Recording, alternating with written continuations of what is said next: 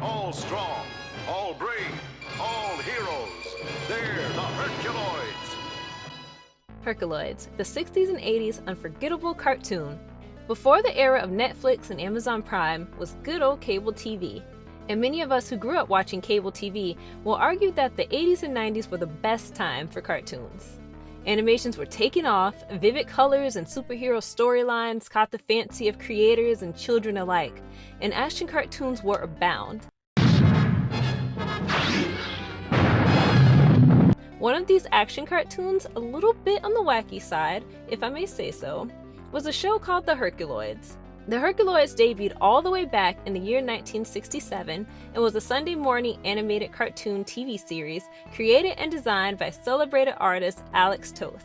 The series returned once again in 1981 when new segments were produced and released, and subsequently has been rerun time and time again on television. People who grew up with this show remember it fondly for its memorable characters, teachable moments, and sci-fi action. Keep watching to know more about this iconic animated series. Before we go into our explanation, we have a very small request. If you like our content, please support us by subscribing to our channel. This is a small click for you, but for us, it means a lot. Thank you. Let's begin.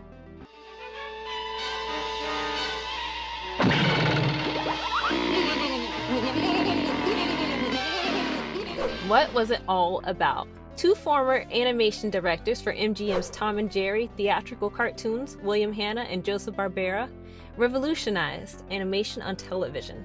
Hanna-Barbera was able to produce dozens of hours of television cartoons by focusing on character models and backdrops and limiting actual movement. They began with children's shows such as The Huckleberry Hound Show and Yogi Bear, then moved on to primetime sitcoms such as The Flintstones and The Jetsons. They'd eventually develop action programs starting with Johnny Quest. HB provided audiences with probably the strangest of these series towards the end of the 1960s, The Herculoids. The Herculoids was a straightforward children's animated cartoon, so there were no deep and dark underlying themes or tough to understand concepts.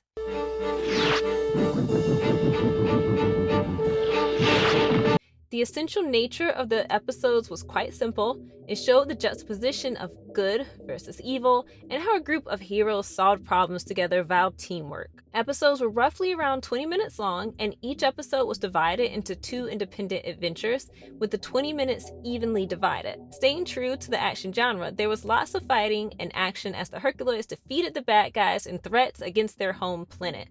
The premise was decidedly simple, but the brilliant execution of the premise is what made the show a fan favorite. The main attraction of the show was the vivid, bright, and iconic character design, and about the 8 heroes that made up the Herculoids. The Herculoids had 8 members, out of which 3 members were human, and the other 5 were creatures of various types. The 3 humans were Xander, Tara, and their son Dorno, who are a space barbarian family. The other 5 team members are their gigantic pets: Laser Dragon Zok, Space Rhinoceros Tundro, Rock Ape Igu, and the shape-shifting Gloop and his son Gleep. The oddly charming but weird monsters communicate with Xander through grunts and moans, and they frequently have to save his family from inevitable demise. The premise was extremely vague, and all that audiences were told was that the 8 of them were brave and mighty and were the Herculoids.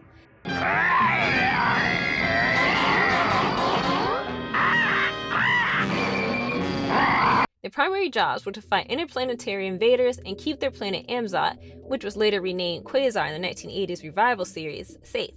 Their planet is shown to be quite primitive, and we rarely see people living on the planet apart from certain occasions where the hero squad shows up to save some villagers. Because of the hero versus villain premise of the show, the Herculoids went up against a variety of foes.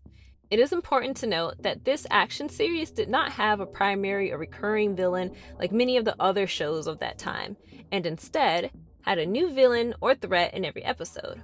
Sometimes one of the heroes is captured or abducted, and the others have to go save him, such as the case of the pilot episode where in the first segment, Dorno is captured by a group of evil, greedy, interplanetary pirates, and the rest go to save him.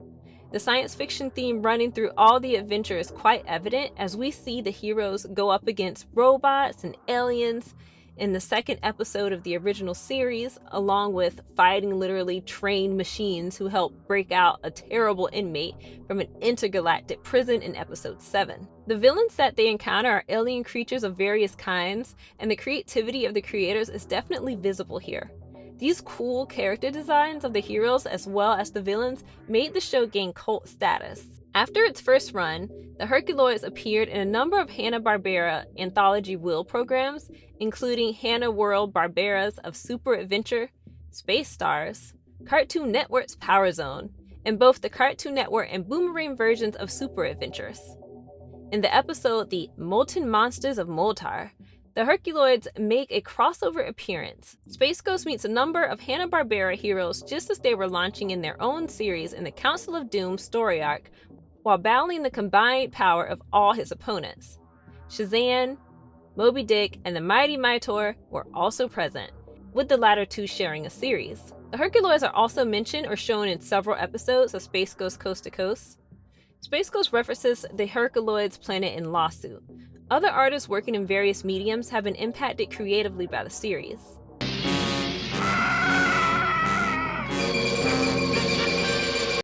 The Odd Bunch of Heroes has also gotten acknowledgement from more traditional superheroes such as the X-Men and the heroes of Marvel and DC universes respectively. For example, Professor X is searching for magic on a planet in the Shire Galaxy when the Herculoids appear in issue number 50 of the comic book New Mutants.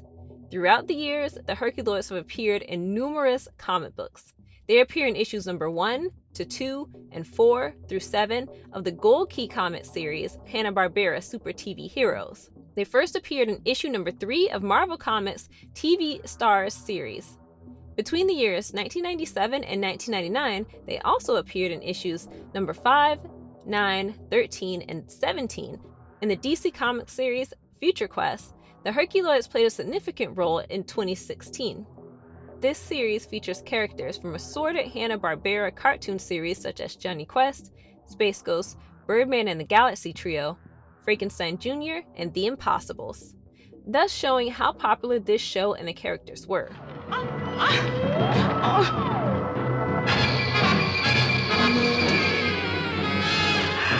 Exploring the characters. The characters are the heart and soul of the show.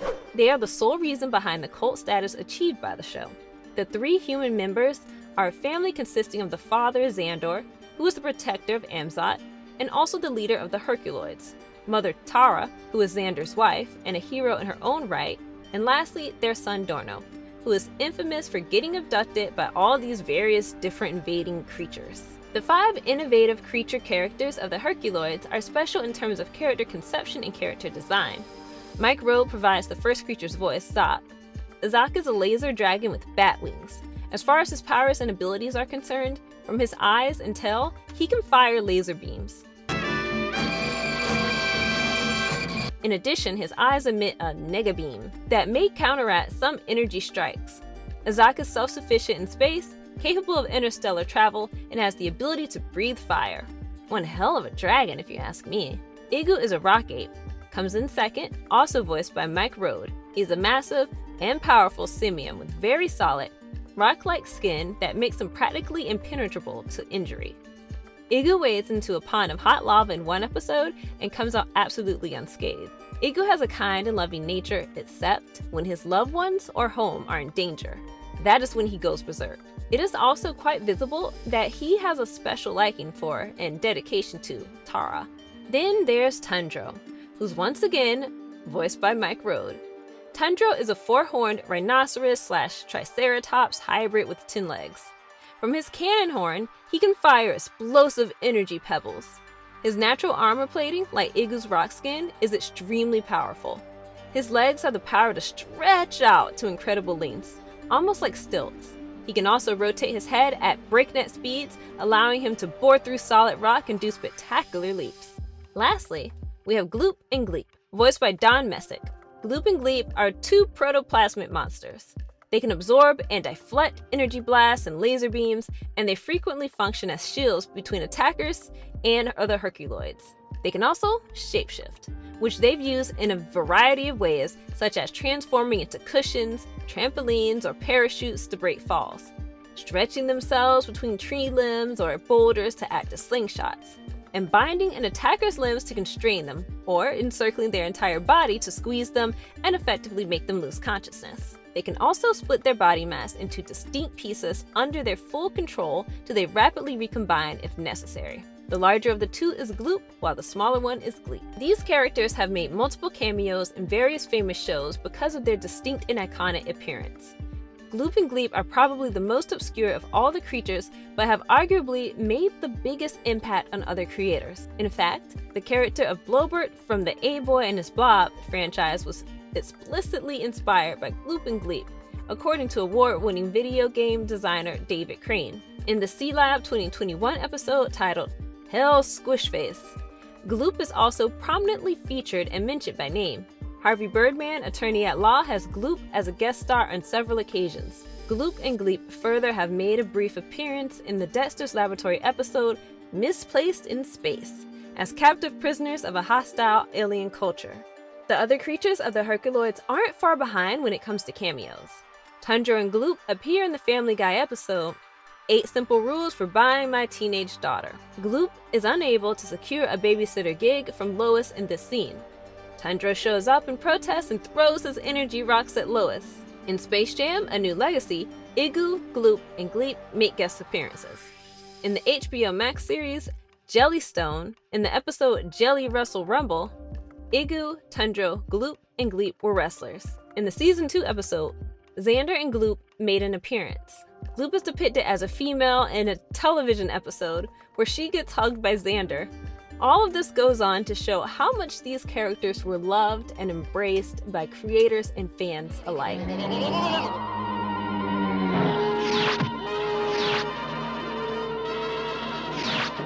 Best episodes explored. While the entire series is widely loved, here is a specific breakdown and review of the top 5 episodes of the Herculoids according to IMDb.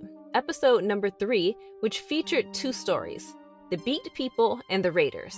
In the segment titled The Beaked People, Krokar, the Beaked People's ruler, leads an invasion of the winged monkeys with the help of his bird-like beaked people, letting one flee intentionally so that he might capture Xander and govern Amzot, taking advantage of the ensuing chaos. It's also worth noting that this is the only episode in the 1967 original series where Dorno refers to Xander and Tara as mom and dad. Even in this episode, Dorno reverts to referring to Xander by his given name. Dorno only refers to Xander and Tara as father and mother in the 1981 revival series. It is a classic Herculoids quest to defeat the bad guy. In the second segment, The Raiders, one of the most common Herculoids tropes is utilized: the abduction of one of the heroes.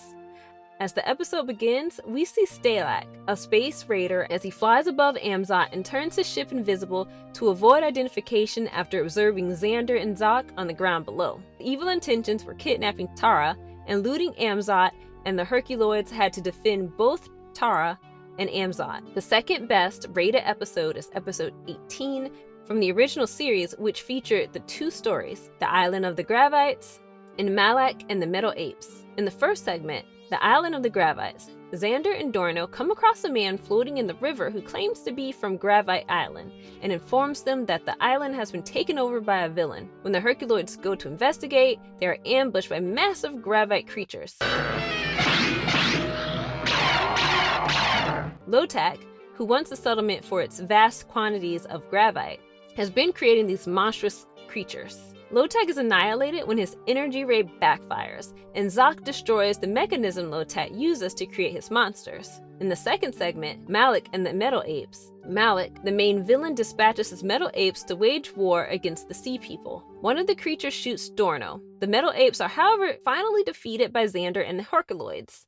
Oh, Your Majesty, the units are losing their scanning patterns. I can't... The Herculoids pursue a damaged Metal Ape as it returns to Malik's headquarters in an effort to track down the mastermind behind all this destruction. The remaining Metal Apes are then destroyed by the Herculoids, and Zoc sends a steel beam crashing down on Malik and his aide, ending his evil shenanigans. Third on the list, is episode number 17, again from the original run of the series. It features the segments Attack from Space and the Return of Torak. In Attack from Space, Luvenum, the planet, begins bombarding Amzot. Zagat, the main villain in this segment, tries to ravage Amzot along with his goons.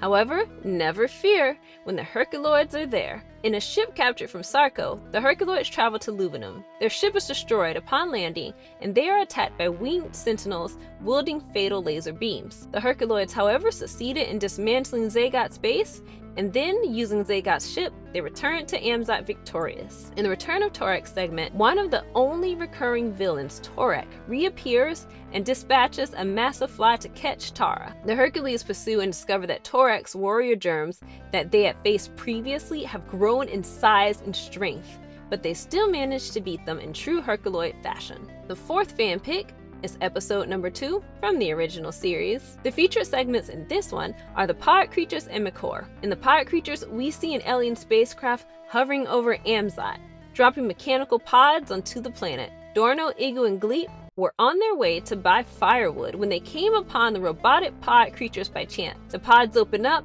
and assault the trio. A new threat descends on Amzot that the Herculoids have to fight. In the second segment, Makor features the story of another science fiction-based villain. In this segment, the Herculoids are attacked by a group of formidable robots led by a much larger robot. Last but not least, rounding up the top 5 best rated, the Herculoids episode is none other than the pilot episode itself. In The Pirates, the first segment, the story is quite simple and introduces us to the basic recipe of all episodes in this series: heroes versus villains. A gang of pirates buries a treasure box on Amzot after killing 2 beasts with it. Dorno is then kidnapped and held captive by them, and it is up to the Herculoids to rescue their youngest member. In the second segment, Sarko the Arkman follows an evil villain called Sarko, as he tries his luck with kidnapping or harming the members of the Herculoids. He kidnapped Igu for unknown reasons, used sleeping gas on Xander, and also kidnapped Dorno and Tundra. In the end, he was defeated. These are simply the top 5. There are many more episodes in this series, all of which are widely loved by fans. I'm here.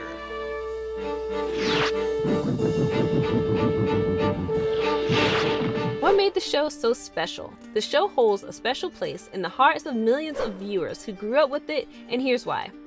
The characters are at the center of it all. Once again, the characters specifically are widely adored because of their unconditional loyalty to the humans and how they were all portrayed as having distinct personalities, which was no mean fear because none of them are ever given dialogues, communicating simply through grunts and other animalistic noises. The show is clearly made for kids and young viewers. How many demographics were they attempting to reach with this wacky space-age prehistoric animated show? Not many, but for an adult rewatching the series, there's a lot of nostalgia that helps one sit through the series. Once you get acclimatized to the not up to today's standard quality of the visuals, it is still extremely enjoyable. Without a doubt, the Herculoids is a lot of inane fun, but it's also a remnant from a time when animation's ambitions were perhaps bigger than the implementation allowed for. This series features some awesome characters, and each 10-minute adventure stands on its own. It is all action with no depth or emotion, so how could it not? There's no hidden meaning or a deep message. It is simply what it is. A fun show for kids, and there is a strange kind of beauty in that simplicity. Despite a far-flung planetary setting that feels locked in the past, the Herculoids is a strange and frequently odd blend of dinosaur-like creatures, exotic aliens, and futuristic technology. It's a jumble of various influences tailor-made for generally mindless and straightforward action storylines. But it's certainly entertaining for young boys who enjoy action and battles with cleverly conceived creatures. The Herculoids may be the best example of pulp science fiction animation. Every episode introduced a slew of new alien foes with little or no context. It did, however, have very little of the master of the obvious dialogue that afflicted all of Hanna-Barbera's subsequent cartoons. The painting has a comic book feel to it. You won't discover the dreadful rainbow palette that many of today's cartoons use. Given the iconic characters, stories, and so on, the standard of each episode is consistently good. In fact, it's the basic pulpiness that hooks viewers and draws them in. As a child, the creative landscapes and creatures captivated many, and they haven't let go as fans still gush about this series. The action is well choreographed, and there are more explosions than in a Michael Bay film or Super Sentai program.